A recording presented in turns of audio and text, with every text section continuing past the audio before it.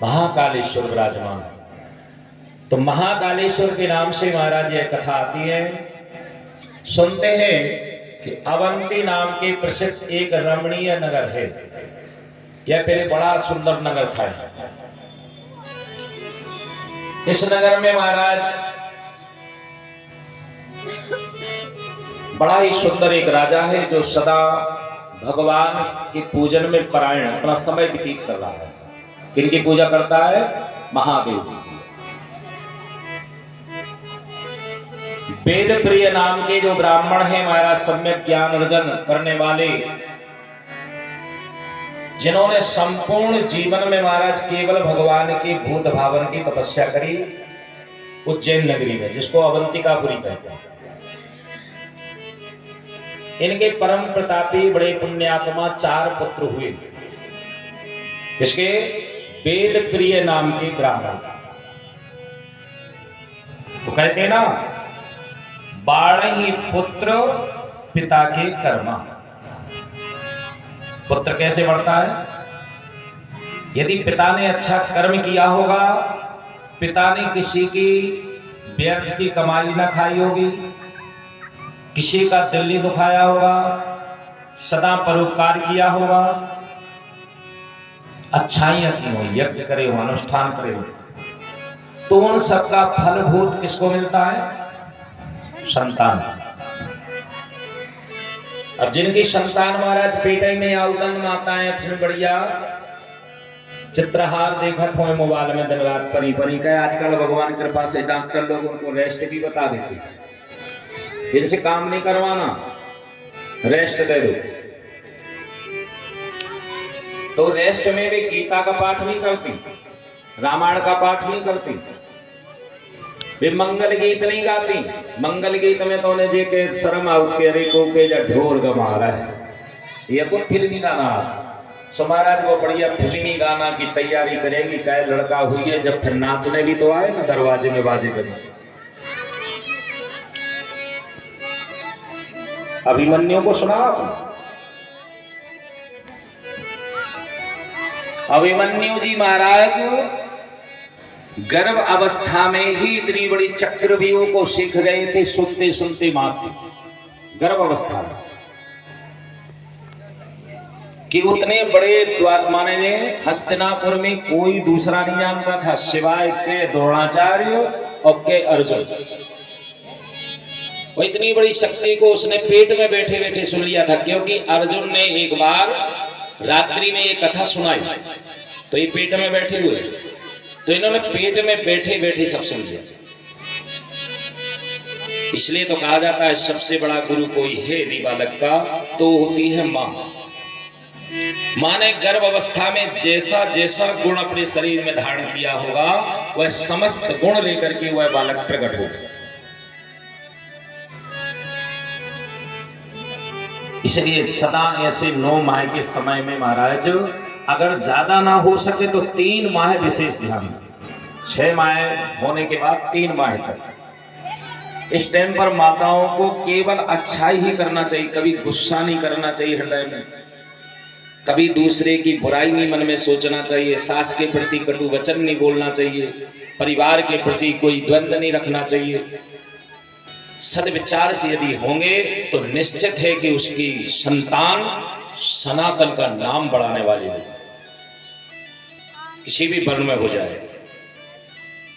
कहते ना कि भक्ति बीज पलटे नहीं, जो जग जाचे अनंत, नीच ऊंच कुल उपजहीं, होए संत के संत। किसी भी कुल में कोई भी हो सकता है। तो अच्छाइयां करो, पहले स्वयं अपने लिए कुछ अच्छा करो, तब अच्छे की आशा करो। और तुमने कभी अच्छा किया नहीं हो, तुम दूसरे से अच्छे की आशा रखो, तो आपको कहां मिल जाएगा महाराज। बोया पेड़ बबूल का, आम कहां से आए। अब बैत होते तुमने कांटे, पेड़ लगाया कांटे वाला और उसमें आम तोड़ने जा रहे हो तो क्या मिल जाएगा। इसलिए सद्विचार हृदय में रखना चाहिए आने वाली पीढ़ी को कि समय यदि आपके पास है तो गर्भ अवस्था में जब शिशु हैं तो उस टाइम पर बड़े सुंदर सद्विचार, धार्मिक कार्य में, इन सब चीजों में विशेष मन लगाना चाहिए। तो आने वाली आपकी जो जन्मदात्री है वह पूर्ण रूप से उसको फल प्राप्त हो जाएगा और उसकी सदा वंदनीय संतान होगी। तो धर्मवेता प्रियव्रत नाम के राजा के यहाँ 4 पुत्र हुए। तो जब चारों ने देखा कि इतने सुंदर सद्विचार जिनके अंदर सदा बने रहे, ऐसी सुंदर आज उनके घर में 4 बालक भी भये, वे भी शिव भक्त हुए और शिव जी में अनन्य भक्ति करते जा रहे हैं। ज्ञान अपार्जन करते हुए महाराज शिव पुराण, शिव पूजन, शिव कथा आदि से निरंतर वह लगे जा रहे हैं।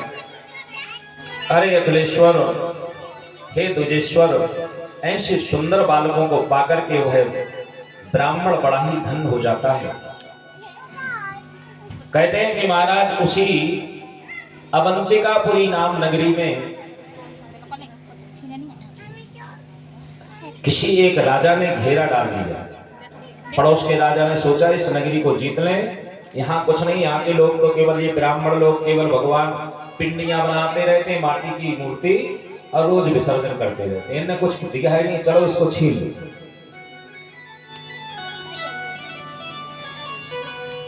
चारों तरफ से सेना आ गई, चारों तरफ से उस अवंतिकापुरी को घेर लिया गया।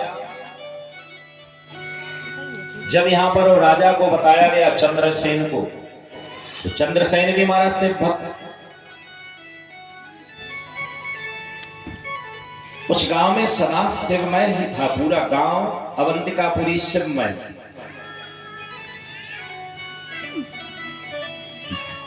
ब्राह्मणो आचरणं भूयात् राज्यस्वा स्वतराजयो। कहते हैं ना, जैसी राजा तैसा प्रजा। दीपक क्या खाता है भैया? क्यों यजमान, दीपक क्या खाता है? बाती। दीपो भक्षयति ध्यान्तम् काजलं च प्रशोयते यदन्यं भक्षते नित्यं जायते तादृशी प्रजा। ये मानव स्मृति में लिखा है, लेकिन आजकल तो बड़ी उल्टी रीति है ना महाराज। कहते हैं दिया जलत सब कोई कहत, क्या कहते हैं? दिया जलत सब कोई कहत है, लेकिन जलत तेल और बाती। क्या जलता है? तेल बाती। पूछते का भैया दिया या जलाओ तो नहीं, यही बोलते हैं। लेकिन क्या दीपक जला कभी? दीपक तो मिट्टी का है, जलने वाला जो है उसका तो नाम ही नहीं ले रहे आप लोग। जो अपने प्राण दे रहा है तुम्हारे लिए, उसका नाम तक नहीं। बाती और तेल जलता है, दीपक तो ज्यों का त्यों पड़ा रहता है। दिया जलत सब कोई कहत है, जलत तेल और बाती। ये संसार बड़ा उच्च, कहने के लिए क्या कहने, क्या है संसार। राजा चंद्रसेन महाराज इतना प्रतापी राजा के समस्त घरों में शिवमय भक्ति है, सभी भक्ति कर रहे हैं। तो दीपक खाने वाला क्या है? ये तो जलता है, तेल और बाती तो जलाई गई, लेकिन वो खाता क्या है, उसका भोजन क्या है?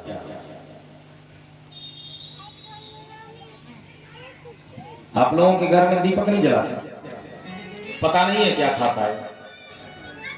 तेल बाती खाता है। हमने श्लोक भी सुना दिया पहले, दीपो भक्ष्यते ध्यान्तम। ध्यांत क्या कहलाता है? अंधकार।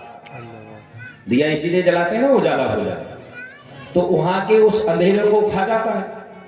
दिया जलाया, अंधेरा उसने खा लिया। तो जब वो अंधेरे को खा रहा है तो निकालेगा कैसा? भाई जो खाएगा तो निकालेगा भी ना। तो कैसा निकालता है दीपक? क्या निकालता है? काला निकालता ना, जो आंखन में लगा हो जाए। वही काजल लगाते हैं ना, दीपक से बनाकर। दीपावली की रात्रि में नया दीपक जलेगा, पूजन होगा, लक्ष्मी जी का पूजन होगा। उसके बाद में पीतल की थाली में घी लपेट करके ऊपर से ओंधाई जाएगी। रात भर में जो काजल बन जाएगा वो माताएं पूरी वर्ष के लिए, अपने सुहाग के लिए, और वो काजल अपनी आंखों के लिए रख लेती हैं। यही होता। लेकिन शायद आज की इस आधुनिक युग में कोई भी ना ये काजल बनाता होगा। बनाता है कोई? हाँ, बहुत अच्छा। दीपावली की रात्रि का ही काजल श्रेष्ठ है, बाकी ये नकली काजल आपके कोई काम के नहीं। इसलिए दीपावली में समस्त अंधेरे को जागृत, अंधेरे को जगाकर। ये अमावस को रात क्यों होती है दीपावली? इतना बड़ा पर्व और दीपावली और अमावस्या को निशामग्नि तदुत्पत्तम दैत्यांचन्तापयोधनि। ये दैत्यों को विनाश करने वाले, समस्त दुष्टों को दमन करने के लिए जो भूत प्रेत पिशाच यक्ष बेताल पितृ जितने भी जो हम आपको परेशान करते हैं वो कभी जगाए जा? दीपावली की रात में होता ना पूजा पाठ। भैया आज दीपावली की रात है, आज नहीं इधर उधर जाइयो, खेल लगा था। क्योंकि उस दिन सारी शक्तियां भ्रमण करती हैं पूरे में। भूत होंगे तो वो घूम रहे हैं, प्रेत होंगे तो वो घूम रहे हैं, बेताल होंगे वो घूम रहे हैं, ना जाने कौन फंस जाए चक्कर में। इसलिए रात्रि में, दीपावली की रात में कोई इधर उधर नहीं जाता। भैया घरे पूजा करो, अपने घर बैठो। तंत्र मंत्र यंत्र तंत्र शक्तियां सब कुछ दीपावली की रात में होती है। इसीलिए उस दिन दीपक जलाया जाता है और समस्त दीपक को जलाकर समस्त शक्तियों को भस्म करती है वो ज्वाला। जो भी तुम्हारे घर में नकारात्मक ऊर्जा है घर के अंदर, इसलिए कहते हैं भैया वो कोने में भी रख रही हो दीपक, वहां भी उजाला हो। उस दिन कहीं भी कोने कोने तक अंधेरा नहीं होना चाहिए। जगाते हो ना आप लोग? कर्म तो हम आप सब करते हैं, लेकिन उसका मतलब नहीं जानते कि जो करते क्यों।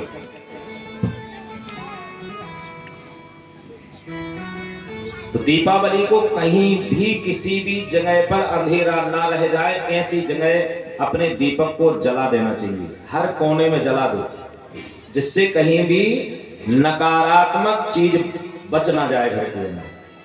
वो 1 वर्ष के लिए वो है समस्त दीपक अपने उजाले से उस दिन दीपक को वरदान कि जो अमावस की रात में निशायाम तदोत्पत्ति विस्तराद गदतो ममा, जो निशा रात्रि अमावस्या के दिन वो दीप प्रज्वलित कर लेता है, उसकी समस्त नकारात्मक ऊर्जाएं अपने आप काजर बन के, कल हम तुम्हें तो लगा ले बना के काजर, तुम भूले का जय के कहावत है। राजस्थान तरफ जाओ तो राजस्थान तरफ कहते हैं ये तेरो काजर लगा, यानी तुझे भस्म करके मैं तेरे आंख का काजर बना लूं। तो क्या समझता है अपने लिए? तो जो साल भर वो है काजल यूज करता है, उसे कभी नकारात्मक ऊर्जा नहीं छू पाती। इसलिए वो काजल माताओं को, बहनों को, हम आपको सबको लगाना चाहिए। दीपक ध्यानम, तो कहां तक विस्तार गए, बहुत कथाएं आज हमारी। तो कहने का अर्थ महाराज वहां पर इतना सुंदर राज्य है, राजा चंद्रसेन भी बड़े सुंदर हैं। चंद्रसेन के पास में महाराज एक मणि है। उस मणि के प्रभाव से संसार में महाराज मणि कितनी है? बताएं, ऐसी कथाएं, ऐसे शब्द आ जाते हैं कि बोलने में ना चेनिंग बता देंगे अब तुम्हारे फूल तो चलो सब। मणियां कितनी है? धरती पे? ये भी पता नहीं। महाराज चार युग की चार मणि, चार युगों में चार मणि है। वो चार मणि कौन कौन है? त्रेता में कौन सी मणि थी? क्यों यजमान? यजमान है। यजमान तो कह रहे हो महाराज कचूलो कत रही हो, हम अपनी बात बते ही नहीं तुम्हें, हमें तो तुम हुआ सुनने, हम पैसा दे कहे यजमान जानत भाई नहीं बता रहा, सब जान। चूड़ामणि उतार तब दयऊ, हर्ष समेत पवन सुत लय। तो कौन सी मणि थी वहां?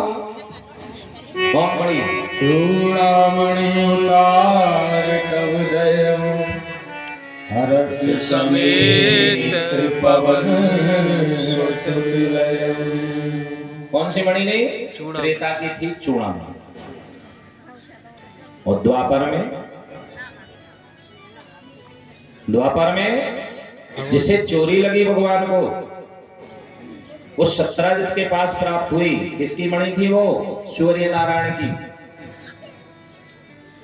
हमें अपनी आसन उठाने। एक युग में एक मणि आई है। तो सूर्य नारायण ने जो मणि दी थी भगवान को, जिससे कलंक लगा था, वह मणि का नाम क्या है? इतनी कथाएं आप लोग, खूब कथा होती है और थोड़ी थोड़ी बातें भी ध्यान में। एक तो आजकल जो नाच गान चल रहा, इसमें सब कथा डूब गई। अब तो बोलेंगे भाई अच्छी कथा लगा जो बिल्कुल गाना ना गाए और जी उठ के भी अपने पछा ऐसो हाँ फिर जाके अगर चला गई तो भाई नहीं डरी रही हो, हमें नहीं ले जाने वाले कुछ। श्यामांतक मणि, कौन सी मणि? श्यामांतक मणि है। बताइए सरकार। और कलयुग में कौन मणि है? पारस मणि। कलयुग में कौन सी मणि है? पारस मणि थी। और सतयुग में कौन सी मणि थी? स्मांतक मणि। कौन सी मणि थी? चारों युग की चार मणि ये अलग अलग हैं, एक बार आती हैं धरती पे और लुप्त हो जाती हैं। ऐसी ये पारस मणि आज इनके पास थी महाराज। किनके पास थी? अवंतिकापुरी, जो आज तक अटल है राजधानी, कभी उसका विनाश नहीं हुआ। एक काशी और एक उज्जैन, इनका कभी विनाश नहीं हुआ है। चंद्रसेन नाम के राजा महाराज वह मणि को देख करके पड़ोस के राजा ने जब घेराव डाल लिया कि इनके यहाँ से ये मणि छीनो, क्योंकि उसी मणि के कारण ये लोग कुछ ना करते हैं ना धरते हैं। 24 घंटे केवल बस एक ही काम है, सुबह से उठे बामी खुदे के ले आए, माटी ले आए, घर घर अपने शंकर जी बन रहे हैं। अब बढ़िया दिन भर पूजा करते हैं, हर हर महादेव करते रहते हैं। अब मणि के प्रताप ईश्वर की भक्ति कैसी करनी चाहिए? इस समस्त जीवन उनको अर्पण कर देना चाहिए।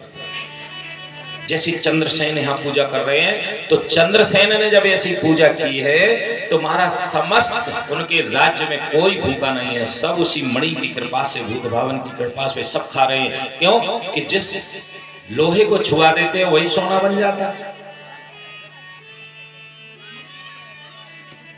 तो दूसरे ने उस मणि को छीनने के उपाय से चारों तरफ जब घेर लिए और चढ़ाई कर दी, और चढ़ाई करने के पहले क्या देखा? ये चतुर्थ ब्राह्मण चारों दिशाओं में बैठे हुए। अवंतिकापुरी प्रियव्रत नाम के पुत्र जो चार हैं ब्राह्मण, वे चारों दिशाओं में बैठे, उत्तर पूर्व पश्चिम। बीच में राजा बैठा हुआ है समस्त प्रजा को लेकर के, वो हर हर महादेव की धुनी चल रही है। चलिए देखिए क्या आनंद आ रहा है उस नगरी में। इसी का नाम तो अवंतिकापुरी है।